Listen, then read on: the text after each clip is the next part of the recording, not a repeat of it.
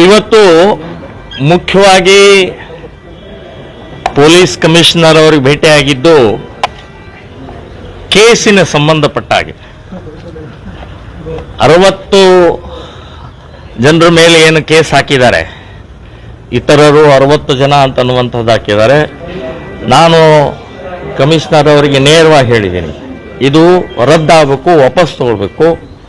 ಅಕಸ್ಮಾತ್ ಬಂಧನ ಆಗೋದಿತ್ತಂದ್ರೆ ಪ್ರಮೋದ್ ಮುತಾಲಿಕ್ A1 ಆರೋಪಿ, ನನ್ನನ್ನೇ ಅರೆಸ್ಟ್ ಮಾಡಿ ಅಂತನ್ನುವಂಥದ್ದು ನಾನು ಹೇಳಿದ್ದೀನಿ. ಮೊದಲು ನನ್ನ ಅರೆಸ್ಟ್ ಮಾಡಿ ಆಮೇಲೆ ಉಳಿದವ್ರನ್ನೆಲ್ಲ ಮಾಡ್ತಾ ಹೋಗಿ ಅಂತ ಹೇಳಿದ್ದೀನಿ. ಮತ್ತು 60 ಜನ ಅಲ್ಲ, ಅಲ್ಲಿ ಇದ್ದಿದ್ದು ಸುಮಾರು 300 ಜನ ನಾವಿದ್ದೀವಿ. ಅಲ್ಲಿ 300 ಜನರ ಮೇಲೆ ಕೇಸ್ ಹಾಕಿ. ಯಾಕೆ 60 ಜನ ಯಾಕೆ ಸರ್ ನಿಮಗೆ 60 ಅಂತ ನಾವು ಸಿಲೆಕ್ಟ್ ಆಗಿ ಮಾಡಿದ್ದೀರಿ? ಸೊ 300 ಜನ ಇದ್ದಾರಲ್ಲಿ.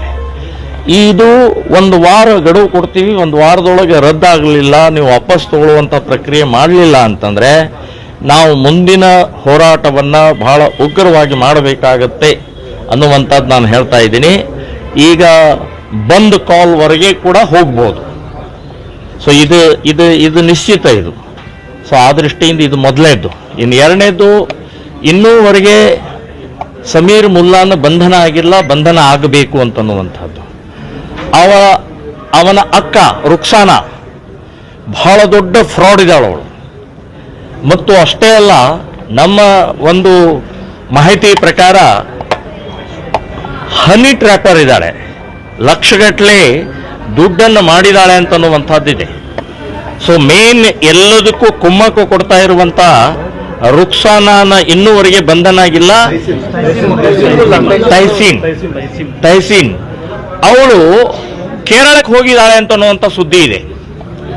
ಇದೇ ಕೇರಳಕ್ಕೆ ಯಾಕೆ ಹೋಗ್ತಾರೆ? ನಿನಗೆ ಧೈರ್ಯ ಇದ್ರೆ ಅವರು ಎಲ್ಲ ವಿಡಿಯೋದೊಳಗೆ ತೋರಿಸ್ತಾ ಇದ್ರು, ಹಾಗಿದೆ ನಮ್ಮನೆಗೆ ಬರ್ತಿದ್ರು, ನಾವೆಲ್ಲ ಹಬ್ಬ ಮಾಡ್ತೀವಿ, ಗಣೇಶ ಹಬ್ಬ ಮಾಡ್ತೀವಿ, ಎಲ್ಲ ಬೊಗಳೆ ಬಿಡ್ತಾ ಇದ್ದೆ. ಈಗ ಓಡ್ಯಾಕೆ ಹೋದ್ಲಿ? ಎಲ್ಲೂ ಓಡ್ಯಾಕೆ ಹೋಗ್ತಿ? ಧೈರ್ಯದಿಂದ ಬಾ, ಇಲ್ಲಿ ಏನು ಎನ್ಕ್ವೈರಿ ಮಾಡ್ತಾರೆ ಅದಕ್ಕೆ ಎದುರಿಸೋ ನೋಡೋಣ. ಸೊ ಬಹಳ ದೊಡ್ಡ ಪ್ರಮಾಣದಲ್ಲಿ ಇದೊಂದು ದೊಡ್ಡ ಜಾಲ ಇದೆ.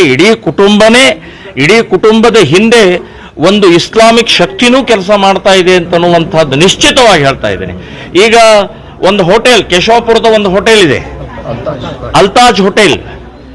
ಆ ಅಲ್ತಾಜ್ ಹೋಟೆಲ್ನ ಮಾಲೀಕ ಹೇಳ್ತಾನೆ, ಬೇಪಾರಿ ಅನ್ನುವಂಥ ಒಂದು ಮಾಲೀಕ ಹೇಳ್ತಾನೆ, ಮದುವೆ ಮಾಡಿಸ್ತೀನಿ, ನೀನೇನು ಹೆದರಬೇಡ ಅಂತ ಹೇಳಿ ಒಬ್ಬ ಸಂತ್ರಸ್ತೆ ಹುಡುಗಿಗೆ ಹೇಳ್ತಾನೆ. ಅವನು ಎಲ್ಲಿ ಬೇಕಾದಷ್ಟು ದುಡ್ಡು ಖರ್ಚಾಗಲಿ ನಾನು ಕೊಡ್ತೀನಿ, ನೀನೇನು ಹೆದರಬೇಡ ಅಂತ ಹೇಳಿ.